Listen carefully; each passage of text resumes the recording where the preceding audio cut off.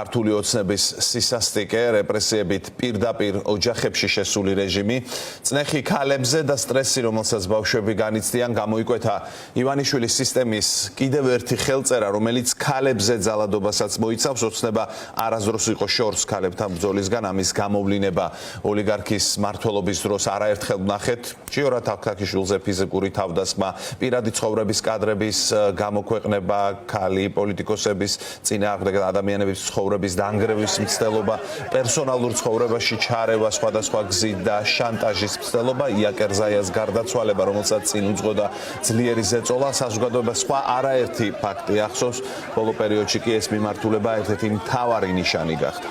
ძალადობენ პრინციპში ყველაზე განურჩევლად, მაგრამ თვალში საცემია აგრესია ქალი პოლიტიკოსების, აქტივისტების, ჟურნალისტების, აქციის მონაწილეების წინააღმდეგ. რეჟიმს მათი აქტიურობა იმდენად აღიზიანებს, რომ ბრძანება გაცემულია შემსრულებლებმა არაფერზე დაიხიონ უკან. ამის ძალიან შემაშფოთებელი მაგალითი ვნახეთ გუშინაც, მარიამ ბაჯელიძის ოჯახში ჯერ მოტყუებით ცდილობდნენ შესვლას, ეს ხრიკი რომ არ გაუვიდათ, მასპინძელმა, რომელიც ისედაც მიხვდა, რომ საქმე რეჟიმის წარმომადგენლებთან ჰქონდა, კარი თავისინებით გაუღო. ვნახეთ პროკურატურის წარმომადგენლების ცივსისხლიანი ქცევა ორსული ქალის მიმართ. სახლში იყო მცირეწლოვანი ბავშვიც.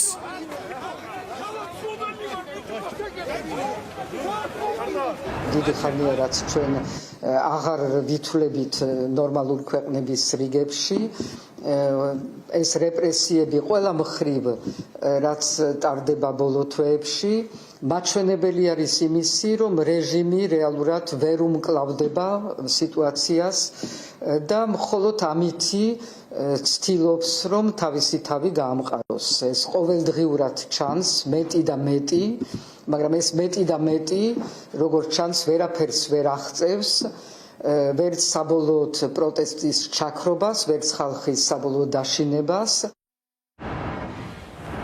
გუშინ ვნახეთ ნანუკა ჟორჟოლიანის სახლში მისული პროკურატურა ტერორის მეთოდს თვალს ადევნებდნენ ბავშვი და ნანუკა ჟორჟოლიანის მამა ეს მეთოდი რომელსაც არაფერი აქვს საერთო ჩხრეკასთან რადგან მიზანი საზოგადოების დაშინება აქტიურად გამოიყენება რუსეთში ამგვარი ეგრეთ წოდებული საგამოძიებო მოქმედებების შედეგად ყოველთვის ართმევენ მობილურ ტელეფონებს რომელსაც შემდეგ ავირუსებენ და უმრუნებენ პატრონს ორგანიზაციები ამაზე განსაკუთრებულ ყურადღებას ამახვილებენ რომ მოქალაქეები ფრთხილად უნდა იყვნენ საკომუნიკაციო აპარატებთან როდესაც ის რეჟიმის ხელში მოხვდება. Plus პერსონალურ ინფორმაციაზე წვდომაც ამ მიზნებში შედის. ეს ვნახეთ გუშინაც მარიამ ბაჯელიძისა და ნანუკა ჟორჟოლიანის შემთხვევაში ტელეფონები რეჟიმის განსაკუთრებული ინტერესის საგანია. ახლა ვნახოთ რას ამბობენ ქართული ოცნების კაცები ამ ფაქტებს. ვინმე შეუარდნენ და ფიზიკური ძალადობა იყო? სადმე იყო ეს რომ ფიზიკურად გამოიყო? აი დღეს მოხდა რაც არა რა მოხდა? იძულება იყო ფიზიკური? არა, ერთი წუთით რეაქცია რას ნიშნავს? სახლში ბავშვი შეიძლება იყოს და ფეხბურთზე ქალბატონი. არავით არის შესაძლებელი რეპრესიები არ ხორციელდება ის, რაც გვაქვს ჩვენ კანონით დაკისრი ვალდებულება. ჩვენ უწყების წარმომადგენლები არ იყვნენ, იყო გენერალური პროკურატურის წარმომადგენლები, მაგრამ კიდევ ერთხელ ვიმეორებ, პირადი ჩხრეკა, საცხოვრებელი სახლის ჩხრეკა, ეს არის ერთ-ერთი ყველაზე მაღალი ინტენსივობის ჩარევა ადამიანის პირად ცხოვრებაში. სწორედ ამიტომ საქართველოს კონსტიტუცია სისხლის სამართლის კოდექსი ამბობს, რომ ეს უნდა ჩატარდეს იმ შემთხვევაში, როდესაც არსებობს საკმარისი საფუძვლები. ამას აფასებს მოსამართლე შეფასების საფუძველზე გასცემს ნებართვას, ჩატარდეს თუ არა პირად საცხოვრებელ სახლში ჩხრეკა. აქ ერთ-ერთი სპიკერის აქცენტი იყო იმაზე, რომ თითქოს და არ არის ძალადობა ფიზიკური ქალებზე, ამაზეც მოგიყვებით, ესეც ადგილზეა გუშინ ეს თუ არ ყოფილა, ეს არ ნიშნავს, რომ ზოგადად არ გვინახავს ბოლო პერიოდში. ქალებზე ძალადობის უმძიმესი ფაქტია ელენე ხოშტარიას ისტორიაც. პოლიტიკოსი დააკავეს, იზოლატორში გადაიყვანეს და გააშიშვლეს. პროცესი კი ვიდეო კადრებზე ასახეს, რაც თავად შინაგან საქმეთა სამინისტრომ დაადასტურა. ელენე ხოშტარიამ ფაქტის შესახებ ამცნოს საზოგადოებას, აქციების მონაწილე ქალები კი ანონიმურად ყვებიან პოლიციის მხრიდან ამგვარი მოპყრობის შესახებ. რეპრესიული და სადამსჯელო მანქანა ძალადობის ამ ფორმებს სექსუალურ შევიწროებასა და დამამცირებელ მოპყრობას ჩვეულებრივ პრაქტიკად იყენებს. მსგავსი ფაქტების რაოდენობა სულ უფრო იზრდება. დაკავებულ ქალებს ემუქრებიან გაუპატიურებითაც, აიძულებენ დაიჩოქონ ფიზიკური და სიტყვიერი შეურაცხყოფა კი ჩვეულებრივი ამბავია. არსებობს ქალების მოყოლილი შემზარავი ისტორიები. პირველად ვიგრძენი ცხოვრებაში გაუპატიურების საფრთხე, ან ისეთი ძალადობის საფრთხე, რომ ან ჩავიფსი შიშისგან და არ ვიცი, უბრალოდ არასდროს არ ყოფილვარ ეგეთ მდგომარეობაში. გარდა იმისა, რომ ფიზიკურად გამისწორდებიან, შეიძლება გამავპატიურონ კიდეც, შეიძლება, რა ვიცი, თან ორნი მეუბნებოდნენ ამას და ჩემ თავში ძალიან ბევრი, ძალიან ცუდი რაღაც დატრიალდა უცებ, მიმართებდნენ პოლიციის მანქანისკენ და მირწყავდნენ, მუხლებზე დაგაყენებთ მანქანაში და ამას გიზავთ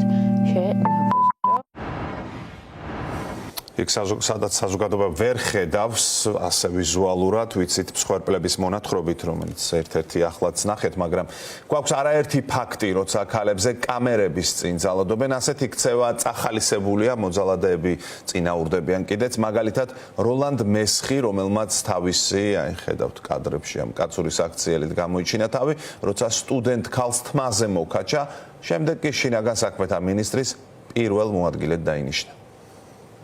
100 დღეზე მეტია საზოგადოება თვალყურს ადევნებს, როგორ ექცევა რეჟიმი მზია ამაღლობელს. რეჟიმმა მთელი რეპრესიული მანქანა ჩართო ციხეში გამოწვეული ქალის წინააღმდეგ. რეჟიმის კაცები ქალს სჯიან და სასამართლოზე წუწუნებენ, როგორ გაუწითლა ლოყა პოლიციის უფროსს, ისთვისაც რამდენიმე წლიან პატიმრობას უმზადებენ. მზია ამაღლობელიც არაადამიანური მოპყრობის მსხვერპლი გახდა, დაკავებულ ქალს ოცნების პოლიციელმა სახეში შეაფურთხა და ტუალეტით სარგებლობის უფლება არ მისცა. დაკავებული ქალების მიმართ ფიზიკური ძალადობა, დამამცირებელი მოპყრობა, უწმაწური სიტყვების თქმა, გაშიშვლება, გაუპატიურების მუქარა მხოლოდ ერთი ნაწილია იმ დამოკიდებულებისა, რომელიც ქართული ოცნების ხელწერაა. მეორე ნაწილია პროპაგანდისტული გაშავების კამპანია. ირაკლი კობახიძით დაწყებული, სხვებით გაგრძელებული ქალებს სატელევიზიო ეთერში ცილს წამებენ, მათ შორის პატიმარ ქალებს. ოლიგარქის ეგრეთ წოდებულ პრემიერს ყველაზე კარგად ალბათ რეჟიმის პატიმარმა ანდრო ჭიჭინაძემ უპასუხა და სწორედ მის წერილს გავიხსენებთ. როცა ადამიანს ირაკლი კობახიძეს შეუძლია პატიმარ ქალს მზია ამაღლობელს ცილის წამებით და ტყუილით შეეხოს და პატიმრის ოჯახზე ილაპარაკოს ისე როგორც ილაპარაკა, ეს არის არაკაცობა და მეტი არაფერი.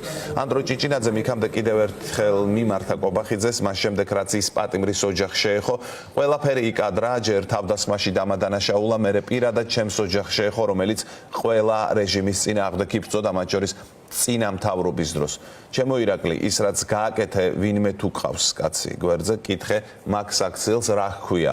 პირდაპირ თუ აღმოჩნდებით, შეძლებთ ჩემთვის იმავეს გამეორებას. არ ამგონია, ამბობს ანდრო ჭიჭინაძე.